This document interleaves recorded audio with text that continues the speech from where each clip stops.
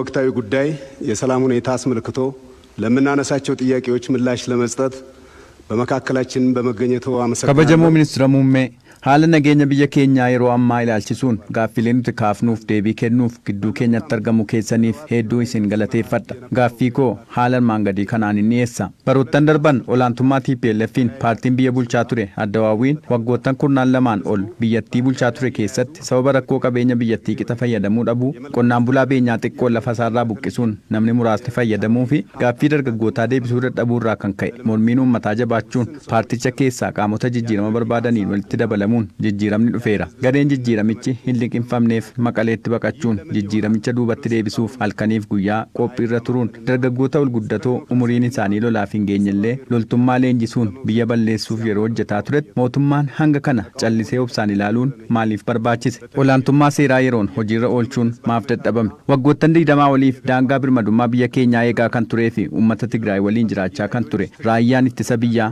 midhaan ga'u uummata gargaaruun sassaabaa awaannisaa ari'ataa tureera. Gareen juntaa halkan dukkana da'eeffachuun humna alaaf keessaa qindeeffateen dhukaasa irratti banuun haala suukkanneessaan akka wareegaman gochuun meeshaalee waraanaa saamuuf jedhee wanta addunyaa irratti ta'ee hin beekne gocha suukkanneessaa raayyaa ittisaa keenya irratti raawwateera. Tarkaanfii mootummaan humnoota kana irratti fudhachaa jiru sirrii ta'uu uummanni agarsiiseera. Kanaaf olaantummaan seeraa akka kabajamuu fi nageenyi waaraan akka dhufuuf tarkaanfii itti aanuu fi wanti uummata irraa eegamu osoo ibsame. Hariiroo Itoophiyaa fi Eertiraa gidduutti uumame TPLF ittiin gammanne qeeqaas turteetti. Inumaa tarkaanfii amma fudhatamaa jiru Eertiraanis raayyaa ittisaa wajjin nu waraanaa jirti jechaa jirti. Wanti dhugaa lafa jiru osoo ibsame. ክቡር የዓለም የሰላም ኖቤል ተሸላሚ የኢፌዴሪ ጠቅላይ ሚኒስትር ዶክተር አብይ አህመድ ለምናነሳቸው ጥያቄዎች ማብራሪያ ለመስጠት በመካከላችን በመገኘቱ አመሰግናለሁ። kabajamoo badhaafamaa noobeelii nageenyaa addunyaa fi ministeera muummee Dr. Abiy Ahmed gaaffilee nuti gaafannuuf ibsanuuf kennuuf gidduu keenyatti argamu keessaniif galatooma. Sadaasa 24 darbe waggoottan 20 oliif daangaa biyyaa eegaa kan ture rooba caama beelaa fi dheebuu danda'ee boolla wangoo keessa jiraachaa uummata Tigraayin akka abbaa fi haadha isaatti ilaalaa misooma uummatichaaf akkasumas nageenyaa fi guddina isaaniif qabeenyaa fi humna isaa osoo hin qusatiin gumaachaa jiru. Baandaawwan biyya gurguranis kanneen arma hodhanii guddatan ciniinaniin kan miidhame kan aarsaa ta'ee fi haala suukkanneessaan wareegame goota keenya raayyaa ittisa biyyaa ajaja kaabaaf gadda guddaa natti dhaga'ame ibsuun barbaada. Hooggansa ogummaa fi ga'umsa olaanaa isin ministeera muummee kennitanii fi gootummaa raayyaa ittisaa keenyaa akkasumas deeggarsa onnachiisaa uummataan yeroo gabaabaa keessatti injifannoo dhufeef baga gammaddan. Biyyi keenya har'as yeroo lammataaf isiniin boonteetti. Kanaaf baay'ee isin galateeffanna. Tarkaanfii olaantummaa seeraa kabachiisuu mootummaan dirqamee itti seene kana mootummaan humna guutuu xumuree uummanni Tigraay juntaa kana jalaa bilisa bahee gara misoomaatti akka deebi'uuf kallattiin taa'e osoo ibsame. Olaantummaa seeraa kabachiisuun walqabatee dhiibbaan gama hariiroo dippiloomaasii fi diinagdeen jiru akkamitti ilaalama? Qaawwaa uumamii fayyadamuun miidhaa geessisuun qaamni danda'u qaamni alaa yoo dhufe qophiin ofirraa ittisuuf qabnu maal fakkaata? ትዕግስት የጥሩ መሪ እሴት እንደሆነ አውቃለሁ። ነገር ግን ይህ ከልክ ያለፈ ትዕግስት obsi duudhaa geggeessaa cimaa akka ta'e nan beeka. Ta'us obsi daangaa darbe gatiinuun kaffalchiisuure osoo olaantummaan seeraa yeroon hojiirra oole haala salphaan garee kana seeratti dhiyeessuun hin danda'amu ture. Juntaan biyya balleessaa uummatas wal ficcisiisaa jira. Gareen tokko shororkeessaadha jedhamee moggaafamuuf ulaagaa maaliifaatu guutamuu qaba? Humni juntaa kun shororkeessaa jedhamuuf maaltu isaa hanqata? Osoo ibsi irratti kenname gaariidha. ክቡር ጠቅላይ ሚኒስትር የኢትዮጵያ መንግስት በኢትዮጵያዊነቱ ድርድር የማያውቀውን የትግራይ ህዝብ kabajamoo ministeera muummee mootummaan Itoophiyaa isaaf uummata mormii kan hin beekne uummata Tigraayin mannee dhokannoo godhachuun humni Itoophiyaa jibbu ibidda ofiif qabsiiseen gubatee akka baduuf raayyaa ittisaa keenyaan tarkaanfiin fudhatamaa jiru barbaachisaa fi fudhatama kan qabudha. Uummanni biyyattii hundis kan deeggaredha. Ta'us tarkaanfichi kan ture ta'uu isaatiin gareen shororkeessaan kun akka of cimsu ta'eera. Gareen kun wayita akkasitti of cimsaa ture mootummaan maaliif maaliif odeeffannoo hin arganne yoo odeeffannoon jiraate dursanii fashaleessuun maaf dadhabame erga gareen kun barbadaa'e kanneen garicha waliin hidhata qabanii fi citanii hafan kanneen of dhoksuun biyya keessaa fi ala taa'anii hojii shororkeessummaa hojjetan yeroo lammataaf naannoo Tigraayin akka hin maandheeffanneef biyyas akka hin jeeqne gochuuf garicha hundeerraa balleessuuf mootummaan hangam xiyyeeffannoo kennee hojjechaa jira rakkoo kana hundeerraa maqsuuf TPLF fi ABO shaniin maaliif shororkeessummaan hin moggaafamne ተገደን የገበነውን ህግ የማስከበር ስራን በአጭር ጊዜ በማጠናቀቃችን ወደ ሀገራዊ ቀጣይ ልማትና ምርጫና hojii olaantummaa seeraa mirkaneessuu dirqamneetti seenne kana yeroo gabaabaa keessatti xumuruu keenyaan gara misooma biyyaa filannoo fi hidha haaromsaa keenya xumuruutti deemuuf uummata keenya bakka bu'oota uummataa fi geggeessitoota sadarkaan jiran naannolee dhaabbileerraa maaltu eegama ajjeechaa jumlaa kana ragaa guutuun deeggaruun hawaasa addunyaa fi dhaabbilee addunyaaf dhiyeessuun gareen juntaa TPLF seera idil addunyaan akka gaafatamuuf gama dippiloomaasii keenyaan hojiin hojjetamaa jiru sadarkaa maaliirraa akka jiru osoo ibsame yeroo ammaa gareen juntaa nama nyaatu kun TPLF sootuwwan inni awwaale balleessuun fashaleessuuf uummatarraa maaltu eegama gareen TPLF maaliif shororkeessummaan hin himatamne carraa kana fayyadamuun kanneen hawaasa walitti buusaniif qaala'iinsa gatii uumuun xiyyeeffannoo gara birootti jijjiiruuf hojjetan ittisuuf maaltu hojjetamaa jira አንዳንድ የዓለም አቀፍ ድርጅቶችና ሀገራት በዚህ ጉዳይ ላይ ብዥታ ስላለባቸው dhaabbileen addunyaa tokko tokko tarkaanfii olaantummaa seeraa kabachiisuuf mootummaan fudhataa jiru kan ifa hin taaneef jiru waan ta'eef isaaniif ibsi gahaan osoo kenname kana malees naannoo Tigraayitti mootummaan yeroo hundaa'e ga'een hojii isaa osoo ibsamee fi naannolee wajjin haalli qindoominaan waliin hojjetan osoo mijate dhiyeenya kana onkoloolessa 13 pirezidaantiin Ameerikaa Doonaald Tiraamp hidha guddicha keenya laalchisuun haala itti gaafatamummaa hin qabneef yaada jaarraa 21ffaa hin mul'ifneen haasaa burjaajaa sadarkaa maraatummaa isa dhumaa mul'isuun Projektii biyya birmadummaa qabdu tokko boombiin akka dhaamu yaada dhiyeessuun isaanii birmadummaa biyyaa sarbuun waliin caalu lola labsuus waan ta'eef mootummaan gara mana murtii addunyaatti dhiyeessuun akka gaafataman taasisuuf maal gochaa jira gaafachiisuun hin danda'amu የትግራይ ህዝብ ከመንግስት ጎን እንዲቆምና በቀጣይነትም ጽንፈኛውን በማጋለጥና ለህግ uummanni Tigraay mootummaa cina hiriiruun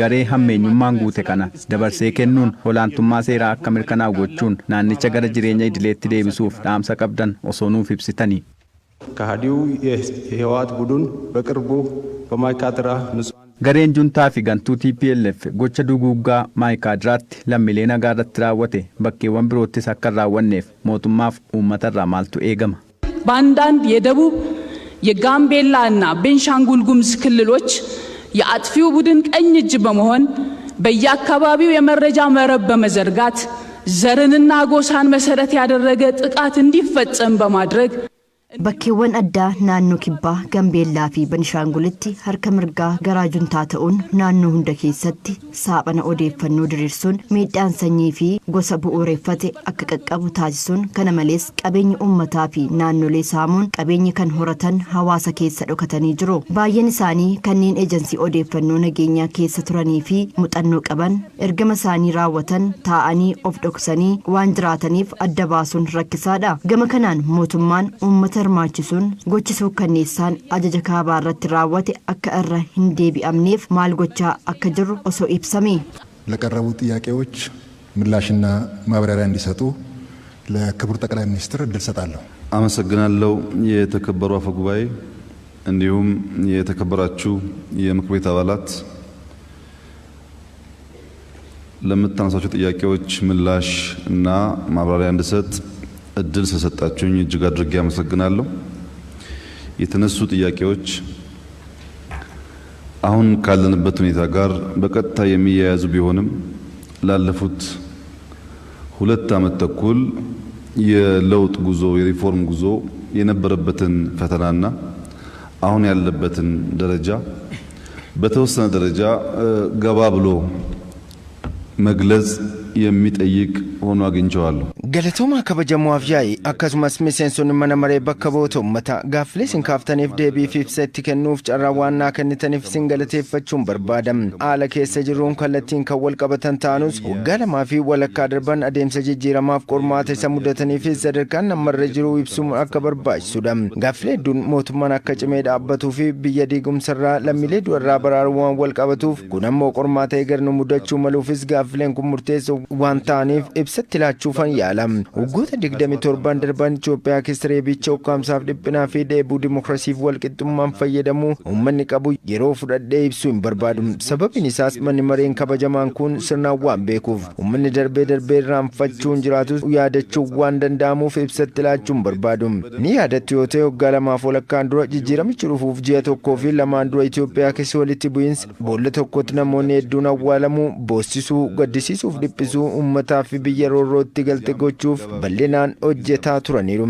Jala bultii jijjiiramni dhufetti buqqa'insi mul'ate miiliyoonaa ol ta'uu isaarrayyuu namoonni hedduun boolla tokkotti akka awwaalaman haala amma ilaalaa jirru. Kolleejii tokkorraa kan eebbifaman arras kaleessaas namoonni godhan tokko akka ta'an duubatti deebi'uu yaadachuu feessa.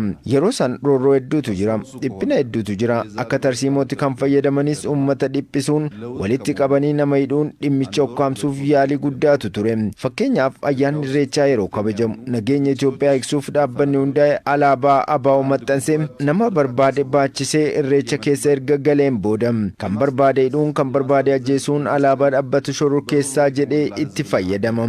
Iddoo biraattis alaabaa isa urjii ofirraa hin qabne qabattan jedhee nama baay'eedha raatessuunis ukkaamsaas tureera. Dhimmi kun fedhii uummanni jijjiiramaaf qabu, uummanni fedhiin bulchiinsa Itoophiyaa keessa jiru jijjiiruuf qabu dhaabsisuuf hin dandeenye. Kana waan ta'eef jijjiiramicha dura yeroo muraasa mootummaaf fonqolchuuf mariitu ture. Fonqolcha kana ministeerri muummee Hayilamaariyaam Dassaaleny yeroo dhagaanu ani as kan jiruuf tajaajiluu fi fonqolcha mootummaa hin barbaachisu Hayilamaariyaam hin barbaachisu yoo jettan sa'a barbaaddanitti aangoo gadhiisuuf qophii waan ta'eef maaliif mariin fonqolchaa kun barbaachise jechuun namoota waan kana mari'atan waliin iftoomnaan kaasuun mari'atanii turan. Nuti warri biraan ammoo kun fonqolcha mootummaa maalii jedhama fonqolcha namaati malee mootummoonni akkamittiin of fonqolchuu mootummaa jechuun Itoophiyaa keessatti raayyaa ittisa biyyaa fi qaama nageenyaati. Kanaaf fonqolcha mootummaa hin jedhamu nama fonqolchuudha malee nama fonqolchuun ammoo mariif karoora baay'een barbaadu.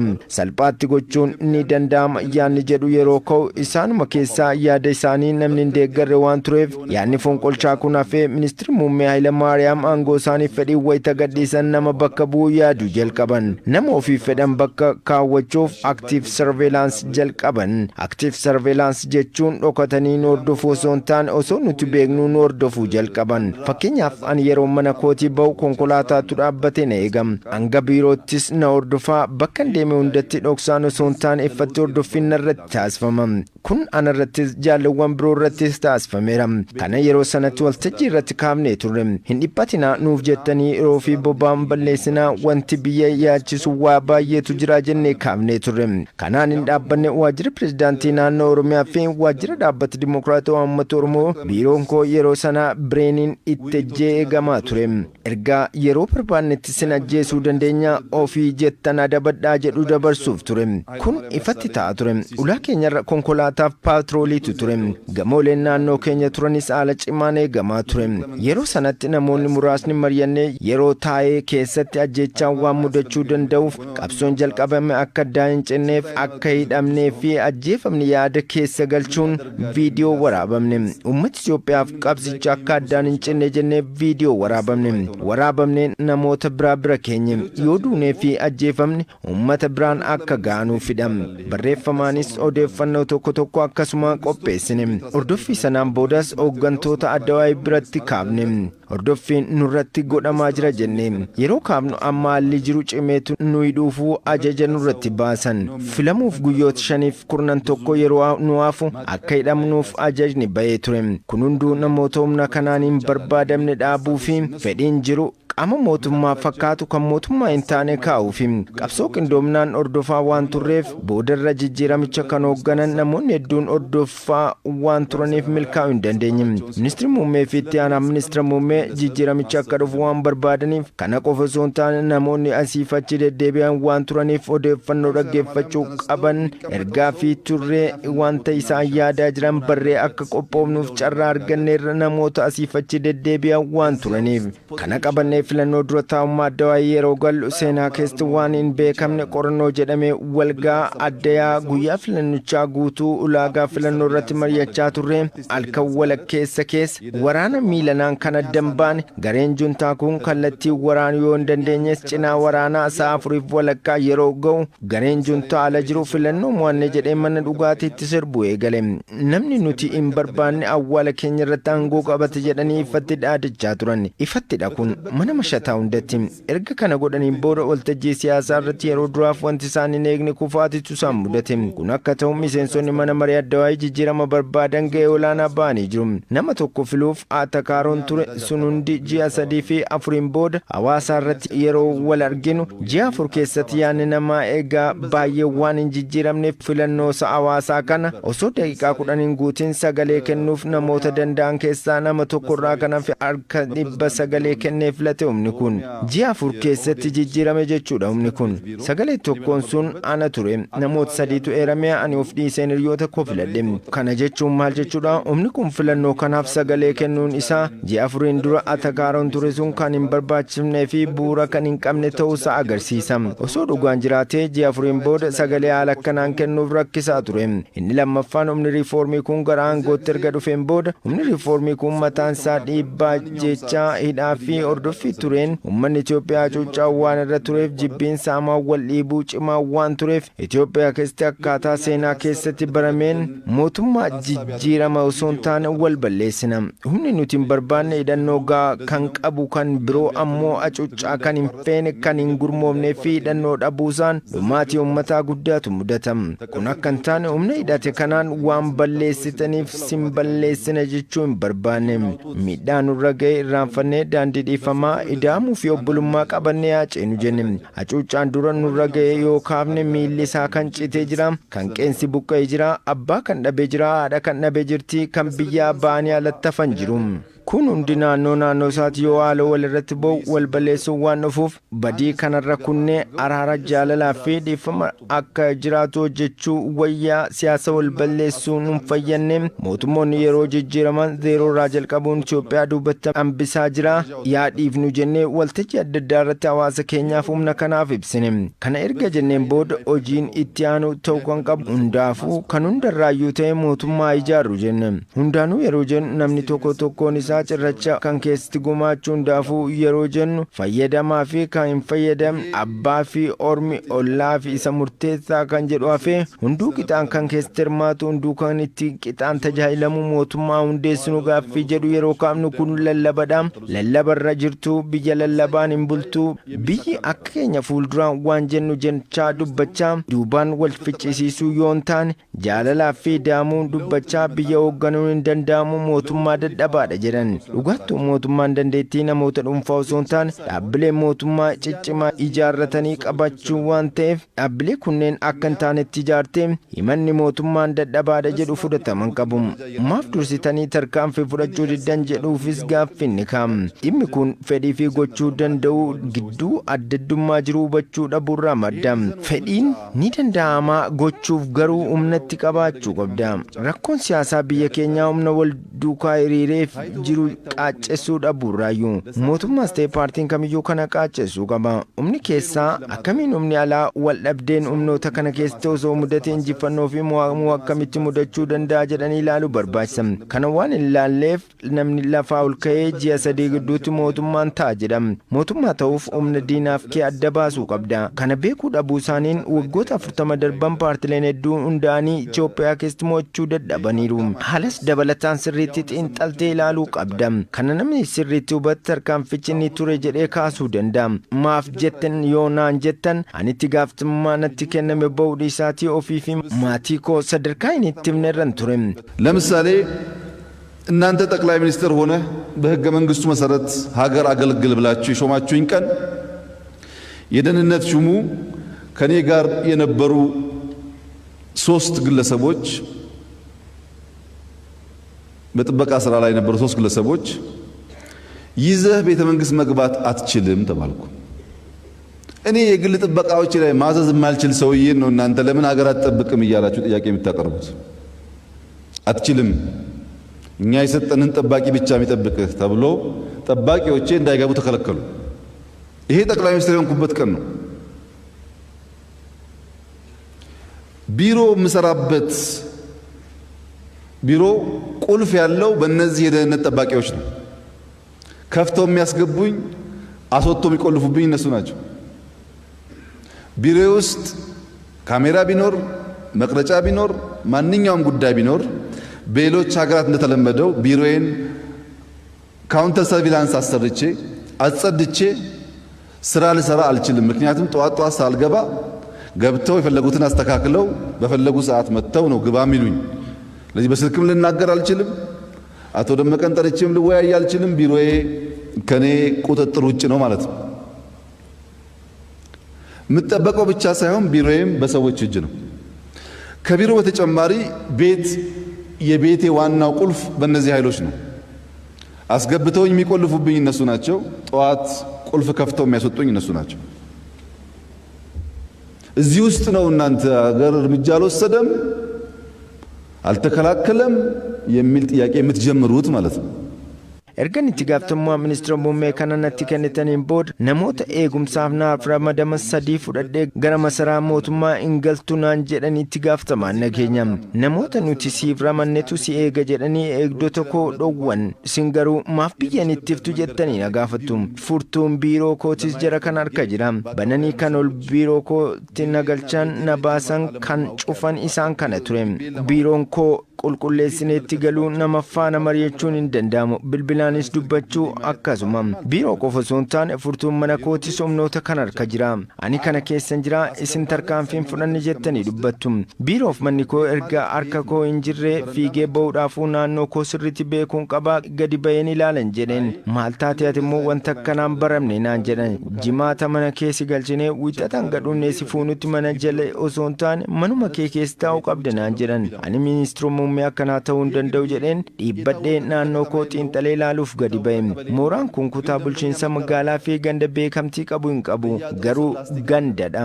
Mooraa kana jala manni laastikaa dhoqqee fi kan baaxiin itti jigeetu jira. Namni gurguddoon ijoolleen dubartootaaf daa'immanis ni jiraatu. Mooricha masaraa mootummaa haa ta'u ganda haa ta'u wanti beekamu jiru. Naannicha yeroo marsitanii ilaaltan guutuun namadha. Namoonni kun hojiin isaanii maalidha yeroo jennu ifa miti. Haala rakkisaa keessa akkan jiru hubadhee gabaabaadhumatti ministeera muummee mana hidhaa ammayyaa keessa jiru ta'uu kun hubadhe. Riiformii manni maree kun natti kenne hojiirra oolchuuf haala rakkisaa keessa waan turreef maatiin godaansarraa waan deebi'aniif irra deebi'een maatii waliin mari'adheenu haala rakkisaa keessan jira iddee dhuftanitti deebi'aa jedheen itti hime. Maatiis iddee dhufanitti deebiseen guyyaa guyyaan ukkaanfamuun ajjeefamuun mudachuu akka danda'u hubachuun ji'oota 2 duraa keessatti hojii koo hojjedhaan ture. Hiriyoota koo keessumaa ministeera muummeetti aanaa waliin uummanni riiformii akkanaa barbaadaa nutoo yaaduu fi barreessuu dandeenya malee hojiirra oolchuu hin dandeenyu. Hojii raawwachiiftuu wanti jedhan jira jennee mari'anne. Hojii raawwachiiftuu kana dhiibnee yaada irra keessaa adda baafnee jalaa uummanni keenya akka nu hubatu haa goonu. Hooggansa gidduu jiru dhiibnee riiformicha akka duubatti hin deebine gaaffilee uummata keenyaa hanga danda'ame karaa qabsiisaa deemuu qabne jenne. Nutis uummata keenya haa dhaggeeffannu uummanni keenya ammoo waardiyyaa jijjiirama kanaa haa ta'u uummatatti gadi baane mari'achuu qabne jenne. Kana jennee jalqaba gara naannoo Sumaaleen deeme. Naannoo Sumaalee wanti deeme balaan akkanaa naannoo Sumaaleetti qophaa'ee humni addaa 30,000 ol qophaa'ee Itoophiyaa diiguuf jalqaba shirri naannoo sanatti qindaa'e. Jijjiiramichaan dura buqqaatii fi ajjechaa naannicha keessa waan tureef kana wallaanuuf achi dhaquu waan qabnuufin gara sanatti malee. Yeroon akkas jedhu hoogganaan nageenyaa deemuu hin dandeessu Alshabaab si ajjeesuu danda'a naan jedhe. Erga adda baaftee ani nan deemaa akkan hin duune ittisin jedheen. Osoo ati hin beekne rakkoo ture erga beektee ittisi ani hojii koon hojjedhaan jedheen. Naannoo Sumaaleetti akkuma beektan yeroo gaarii dabarsine uummata waliin mari'annee ofirra deebine. Akkan naannoo Sumaaleetti deebi'an imalli lammaffaan gara Maqalee ture. Maqalee deemuuf wanti na kakaase uummatichi haalli tokko tokko doggorsuu danda'a jennee afaan isaan beekaniitti dubbannee uummata kana waliin wal arginee mari'annee wal hubannaa humna jenneetu. Maqaleen deema yeroon jedhu garuu ajjechaan sirratti raawwachuu danda'a hin jedhamne. Ergan dhaqee uummata waliin maqalatti mari'adheen booda gareen juntaa kun rifate. Dargaggeessiif uummanni jijjiiramicha waan barbaadaniif simannaa waanaaf taasisan. Amma uummata nurraa adda baasanii rakkoo keessa nu galchuu danda'u akkanaan deemnaan jedhanii kun asuma irratti dhaabbachuu qaba jedhanii murteessan. Itti aanee Amboo ture. Amboon deemin abaa'uun si ajjeesaa naan jedhan. Ani osoo ministeera muummeen ta'in dura uummata Amboo bira dhaqee akka injifannus itti himeen ture. Uummannis maal akka gochuu qabu mari'achiiseen ture. Amma dubbiin kan naaf gale kan na ajjeesu Alshabaab yookiin abaa'oo osoo hin taane humna bobaakoo jala jiru kana ta'uusaa naaf gale. Hanga ta'e tokko eegdota jijjiireen gara Amboo deeme. Amboottis yeroo gaarii dabarsine. Itti aanee Baahirdaariif Gondar ture kan deemuuf karoorfanne. Ammas koreen Walqaayitiif Qimaanti sijjeesuu fi karoora qabu hin deeminaan jedhan. Lakkii jedheenu haala jiru hooggantoota naannoo Amaaraa sirreessanii deemne. Achitti waan isaan hin feene tokko goone. Innis koree Walqaayitiif Qimaanti mariisifne.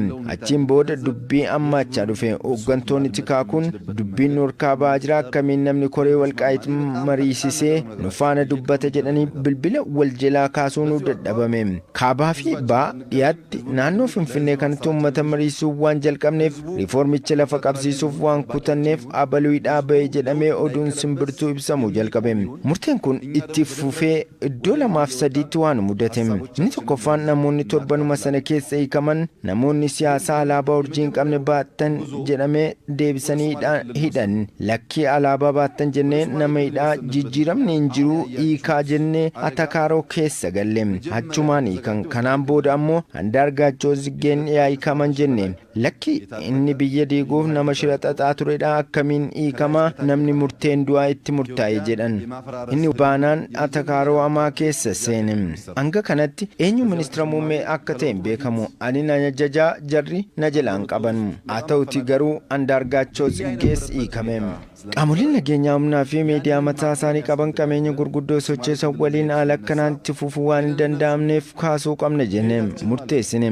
Akkaataa kanasitti goonu qorachuu eegalle. Raayyaa ittisa biyyaa qofa moo nageenya irratti haa goonu moo lachuu irratti haa goonu jennee yeroo qorannu Itaamaajoor Shuumii fi hoogganaa nageenyaa yeroo tokkotti kaasuun biyyoonni Afrikaa fiixiinsaaf kan saaxilaman akka jiran seenaa waan agarsiisuuf kan hambisuuf mari'annee erga qorannoo gaggeessine booda mootummaa keessatti of ijaare kaasuu fi dhaabbilee kana deebisanii sirreessuuf ture. Kana keessatti wanti eeruun barbaachisu Jeneraal Saamoraa yeroo sanatti Itaamaajoora ture. Fonqolchi mootummaa akka hin geeffamne mormaa ture. Jijjiiramni erga dhufees deeggarsa gochaa ture. Kun ta'us dhaabbilee kana keessatti riiformii geggeessuuf Itaamaajoor Shuuma kana badhaafne. Kanaaf Jeneraal Saamoraa badhaafne kabajaan geggeessine hoogganaa nageenyaa kanas kaasuuf murteessine. Hojiidhaanis ta'ee qindoominaan waliin hojjechuuf Jeneraal Saamoraan baay'ee wayyaa qaba. Dhaabbilee akka ta'aniif dirqama tarkaanfiin barbaachisaa ture. Haalaan dubbiin ammaati. Hoogganaa nageenyaa kun meeshaalee ammayyaa hojii nageenyaa barbaachisan maallaqa biyyaan bitaman akkuma aangoorraa ka'aniin hatanii gara Maqalee deeman. Manni mareen kun akka hubatu kan barbaadu maalatanii akka deeman hunda sirnaan adda baasuun hin dandeenye. Sababiin isaas waajjirri kun gamtaa maatiiti malee dhaabbata miti.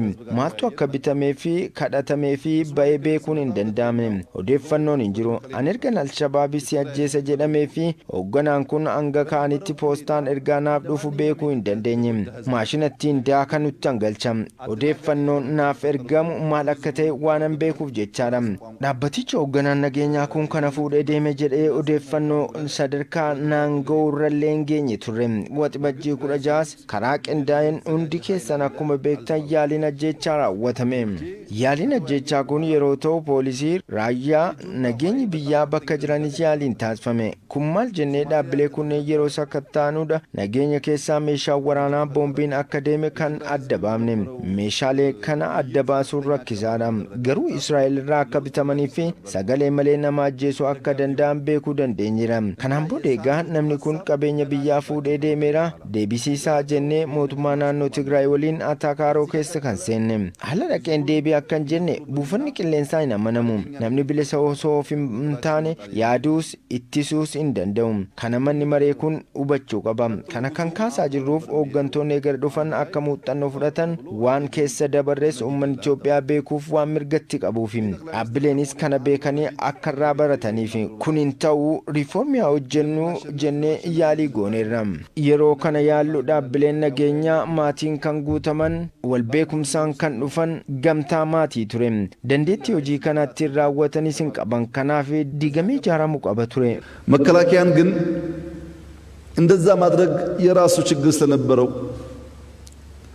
በዳታ በእውቀት እንመልከት መከላከያችን ምን እንደሚመስል ብለን ገባ ብለን ስንመለከት የመጣው ማስረጃ መከላከያ ያኔ ብቻ ሳይሆን ዛሬ ብቻ ሳይሆን በሚቀጥሉት 5 እና 10 ዓመታት መቀየር የሚያስቸግር ነበር። ለምሳሌ በሀገር መከላከያ ሚኒስቴር ውስጥ 4 ስታር ጀነራል ሙሉ ጀነራል የሚባሉት ከትግራይ ክልል 60% ሲሆኑ ከሌሎች ኢትዮጵያዊ በሙሉ 40% ናቸው። ይሄ ፉል ስታር ጀነራሎች ናቸው። አንድ ስቴፕ ዝቅ ብለን ሜጀር ጀነራል የሚባለውን ስንመለከት ሌፍትናንት ጀነራል የሚባለውን ስንመለከት ቁጥራቸው አነስተኛ ነው። ሌፍትናንት ጀነራሎች ደግሞ ከትግራይ አካባቢ 50% ናቸው። አንድ ስቴፕ ዝቅ ብለን ሜጀር ጀነራል ስንመለከት 45% ከአንድ አካባቢ ናቸው። ብሪጌደር ጀነራል 40% ከአንድ አካባቢ ናቸው። ኮሎኔል 58% ከአንድ አካባቢ ናቸው። ሌተናል ኮሎኔል 66% ከአንድ አካባቢ ናቸው። ሻለቃ 53% ከአንድ አካባቢ ናቸው። ምን ማለት ነው ይሄ? ጀነራሉን እንኳን በቀይር ቀጥሎ የተዘጋጀው ኮሎኔል ቀጥሎ የተዘጋጀው ሻለቃ አንድ ሻለቃ ጀነራል ለመሆን ቢያንስ 10 ዓመት ያስፈልገዋል። በሚቀጥሉት 10 ዓመታት መከላከያ ውስጥ ባላንስ የተጠበቀ ወታደር መፍጠር አልችልም ማለት ነው።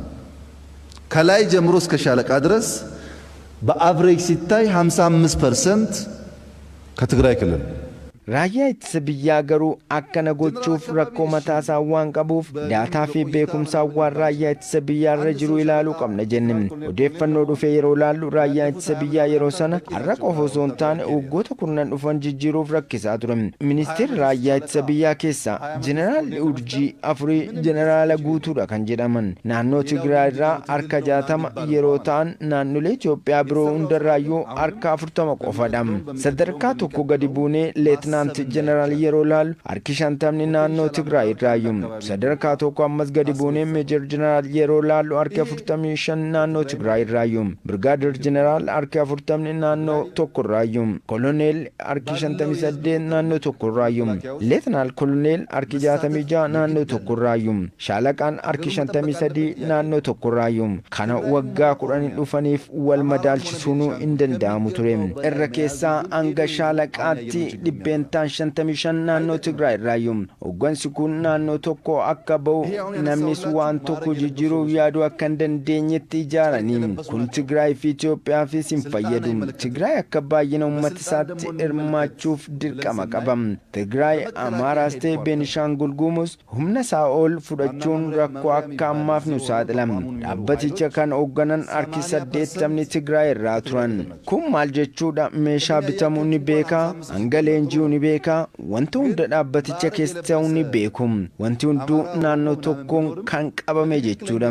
Izoota Itoophiyaan qabdu ajajootaa fi itti aantonni harki 100 naannoo Tigraay irraayyuu. Izoota baaf lixaa Oromoo fi Amaara keessaa humni namaa fi loojistikii jedhanii keessa makaniiru. Izii kaabaa garuu koreen arfanuu Tigraay irraayyuu. Kutaan waraanaas kutaa 2 qaba. Makaanaayizidii fi lafoodha. Makaanaayizidii kana harka 100 kan ajaju naannoo Tigraay irraayyuu. Kan lafoos harka 80 naannoo kana irraayyuu. Makaanaayizidii birgeedii harki 85 Tigraay irraayyuu. Birgeedii lafoos harki 80 Tigraay irraayyuu. Dhaabbileen leenjii raayyaa ittisa biyyaa yeroo laallu harka 85 isaanumatu hoogganam. Nama biraallee leenjifnee akka hin galchine asitti hudhamnee qabamne jechuudha. Daba hojjetame kana uummanni Tigraayis beekuu qaba, uummanni Itoophiyaas beekuu qaba, irra deebi'amuu hin qabu.